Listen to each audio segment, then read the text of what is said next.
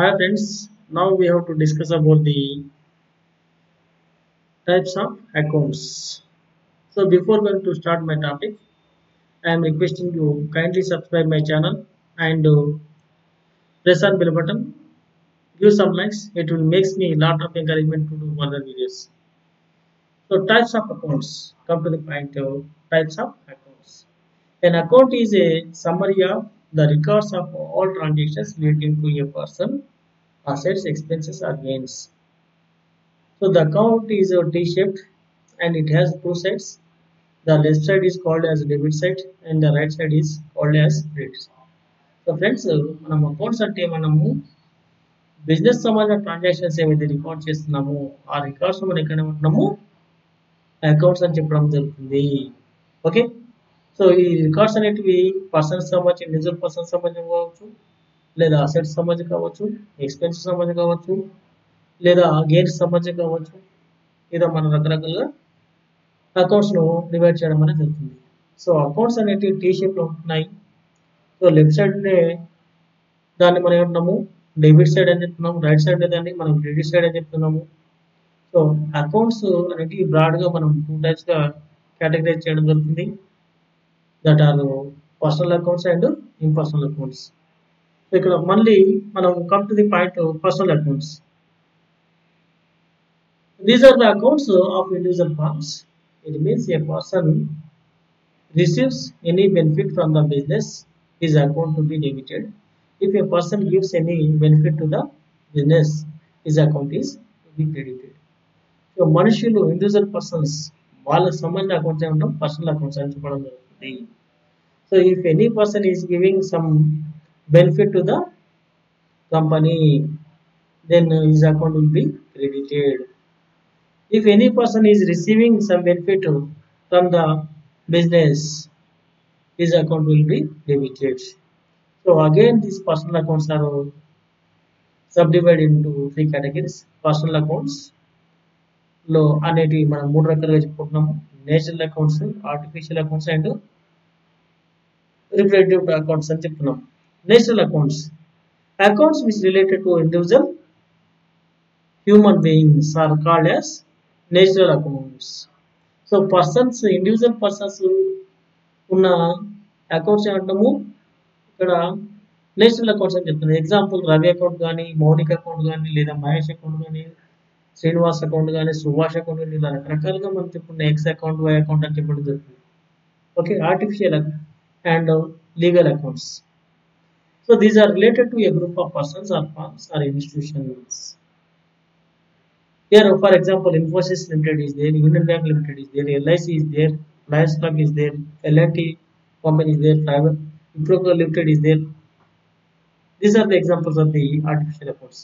So, common objective base చేసుకొని దాన్ని achieve చేయడానికి ఒక గ్రూప్ ఆఫ్ పర్సన్స్ జాయిన్ అయినట్లయితే దాన్ని మనం ఏమంటున్నాము ఆర్టిఫిషియల్ ఎంటిటీ అని చెప్పడం జరుగుతుంది, లేదా కంపెనీ అని చెప్తున్నాము.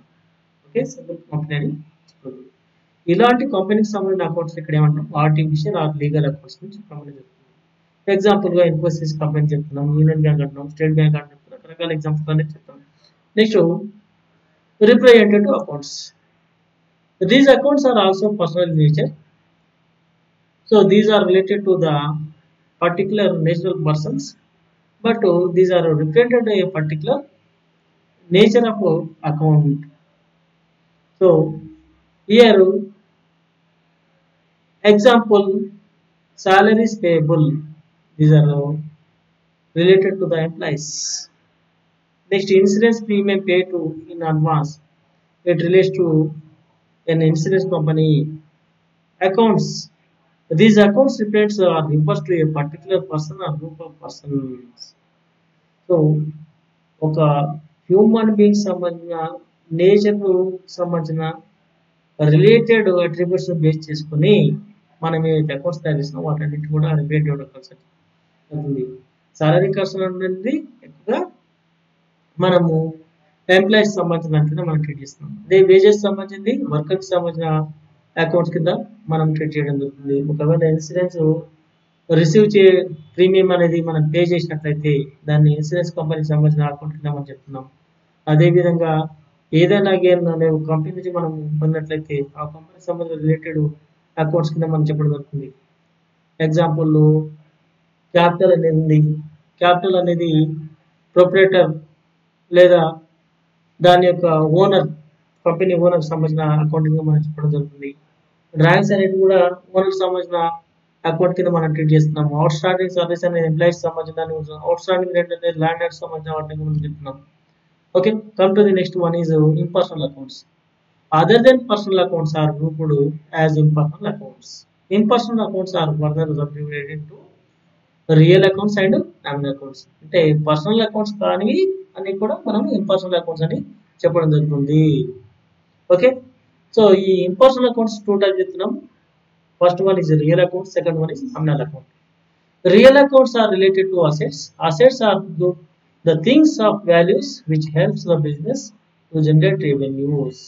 These assets may be tangible or intangible. Okay, assets సంబంధించిన అన్ని అకౌంట్స్ కూడా మనం ఏంటన్నాము రియల్ అకౌంట్స్ అని చెప్తున్నాము. ఈ అసెట్స్ వల్ల మనకు బిజినెస్ అనే దానికి రెవెన్యూ అనేది జనరేట్ అవ్వడం జరుగుతుంది. కాబట్టి ఈ అసెట్స్ ను కూడా మన రియల్ అకౌంట్స్ అసెట్స్ ఏవైతే లేవో వాటిని మనం రెండు కలిపి టాంజిబుల్ అసెట్స్ అండ్ ఇంటాంజిబుల్. అంటే టాంజిబుల్ అంటే ఏంటండి, కంటికి కనబడేవి. ఇంటాంజిబుల్ అంటే కంటికి కనబడేవి. సో టాంజిబుల్ అసెట్స్ కి ఎగ్జాంపుల్ గా బిల్డింగ్స్ కానీ, ల్యాండ్ కానీ, మిషనరీ కానీ, ఫర్నిచర్ కానీ, ఇవన్నీ కూడా ఎగ్జాంపుల్ చెప్తున్నాం. ఇంటాంజిబుల్ అసెట్స్ అంటే గుడ్ విల్ కానీ, కాపీరైట్స్ కానీ, మెషినరీస్ కానీ ఏవైతే ఉన్నాయో వాటన్ని కూడా ఇంటాంజిబుల్ అసెట్స్ గా చెప్పడం జరుగుతుంది. Okay, tangible assets we can touch and we can sense and we can smell it, we can identify it. But intangible assets we cannot touch, we can only perceive and we can only taken into consideration while entering the transactions. Okay, nominal accounts. Nominal accounts related to the revenues and expenses, losses and gains.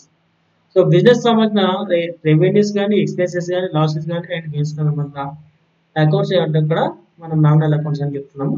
Okay, example salaries account కానీ, wages account కానీ, పేడ్ rent account కానీ, commission account కానీ, discount allowed account కానీ, goods purchase account, commission received account, discount received account, sales goods account, వీటన్నిటి కూడా మనం ఇక్కడ nominal account కింద మనం చెప్పుకోవడం జరుగుతుంది. Okay friends, with this I'm concluding the topic. Okay, thank you.